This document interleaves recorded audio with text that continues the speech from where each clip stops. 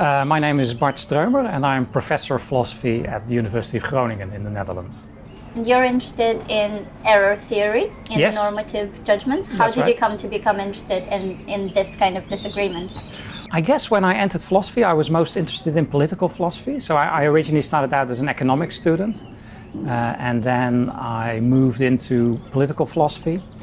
And I guess when I did that, it really bothered me that it sort of wasn't clear to me whether there were any facts of the matter about what justice is, say, or what rights people have, and so on. So even though initially I was interested more in political issues, I gradually moved into more foundational philosophical issues. And that's how I became interested in metaethics, which is the area of philosophy that asks foundational questions about ethics.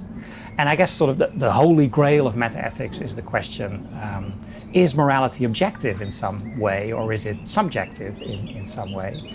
And obviously to answer that question, you have to try to be really clear what you mean when you call something objective or subjective. So a large part of metaethics is about those sorts of issues. So when do we have objectivity? What exactly is required for objectivity? So that was what I was initially interested in. And I guess I was initially more attracted to another view in metaethics, which is known as realism. So realism says that there are actually facts of the matter about what's right and what's wrong and what people have reason to do and so on.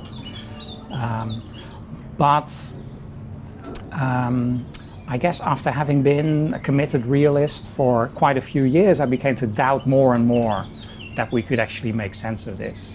And so that's how I gradually moved into an error theory in metaethics.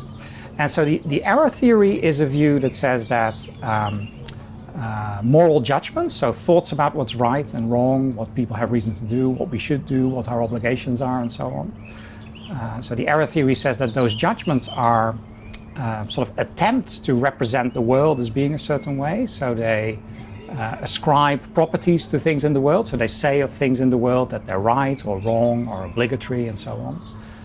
But then the error theory says, well, actually, those properties don't actually exist. So there is no such thing as wrongness or permissibility or obligation. And therefore, all moral judgments are false. And then what I did was, well, I thought, well, actually, the arguments for that sort of theory generalize beyond moral judgments, I now think. And they also apply to what philosophers call other normative judgments. So that means not just thoughts about what's right and wrong and what's morally obligatory and so on, but also thoughts about what there's reason to do in general, what there's reason to believe, what's rational, and so on. So that's how I came to defend an error theory about all normative judgments rather than just moral judgments. The other thing I believe about the error theory is that we can't actually believe this very general error theory. So that's another thing I've argued for. And the reason for that is that this very general error theory applies to all normative judgments. So it also applies to judgments about reasons for belief. So this very general error theory says that there's actually no reason to believe that error theory. So in order to believe that very general error theory, you'd have to believe that there's no reason to believe the error theory. And that is something that I think we can't do. So I think we can't have a belief and at the same time fully and consciously and explicitly believe that there's absolutely no reason to have that belief. So I think we can't believe the error theory, and what that means is that the truth of the error theory isn't going to have any effect whatsoever on how we make moral decisions. So we should make moral decisions, I think, in the way we've always done. I don't believe the error theory myself either, so I think we should just look at the pros and cons of the different options, weigh them up, and come to a decision about what the best thing to do is or what the right thing to do is. But at the end of the day, leave some place for uncertainty about believing that this is the right thing to do. Absolutely, but I think that is something that anybody should do, really. So a lot of realists would also say, I think, that you should never be too sure about your moral opinions. And in fact, a lot of realists would say, well, we are the people who can really explain why you shouldn't be too sure about your moral opinions, because there are facts of the matter out there, and so you might get them wrong. So that is something I think that anybody working in metaethics would want to preserve, that there is room for uncertainty. But then again, if, like me, you think that the best arguments in metaethics seem to show that this error theory is true, maybe that's an additional reason for some modesty as to whether you've got things right. Even though you don't believe the error theory, you might get close to believing the error theory in certain ways. So that might be an additional reason to be a bit modest about whether you've got things right. How does that affect politics? Because you were at first interested in political philosophy, right? Yeah.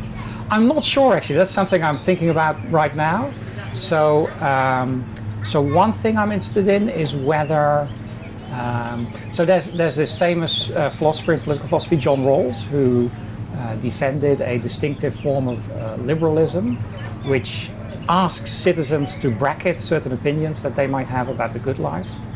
And I guess one live debate in political philosophy is whether that presupposes a certain kind of skepticism about the good life and maybe about morality in general, and whether that kind of skepticism then goes on to undermine the kind of political view that Rawls defended.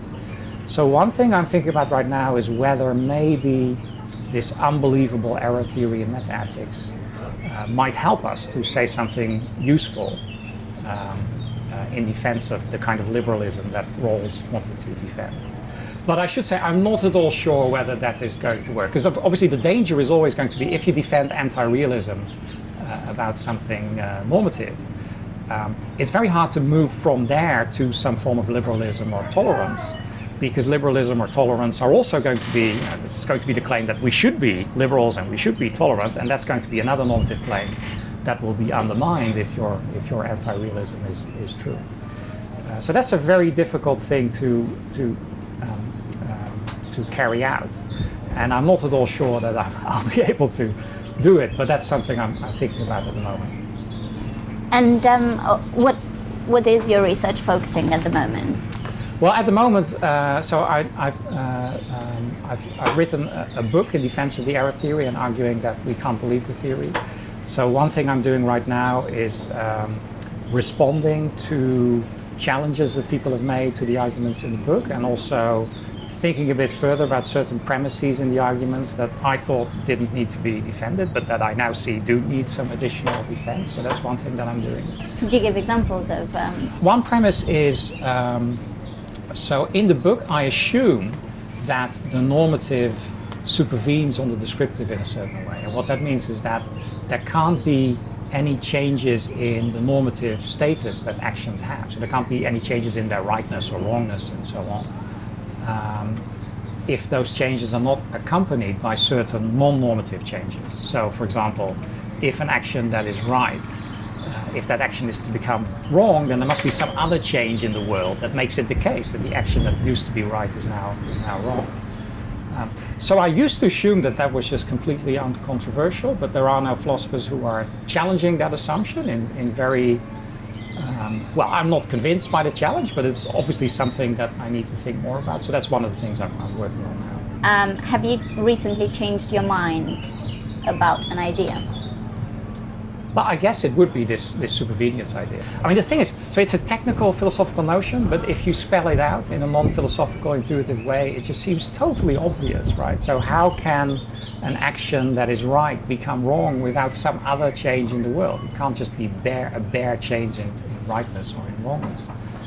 So I used to think that was obvious, and as a result of reading what people have said about this, I've changed my mind, and I now think that really needs defense.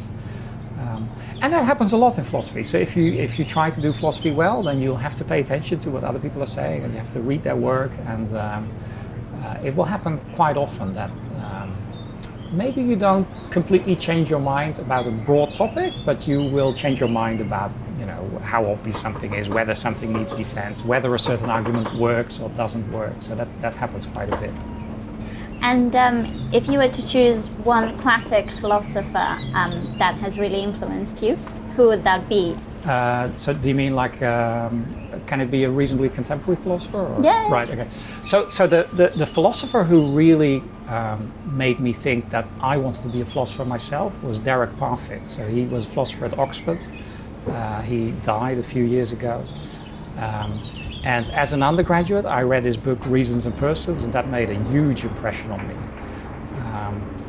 Not so much for the conclusions that he reached, but for the way he reached those conclusions. So Reasons and Persons is a really big book, but it's full of really detailed arguments, and he's engaging with every possible objection that there could be to the view that he's defending. To continue watching this video, click the link in the top left or in the description below. Or visit iai.tv for more debates and talks from the world's leading thinkers on today's biggest ideas.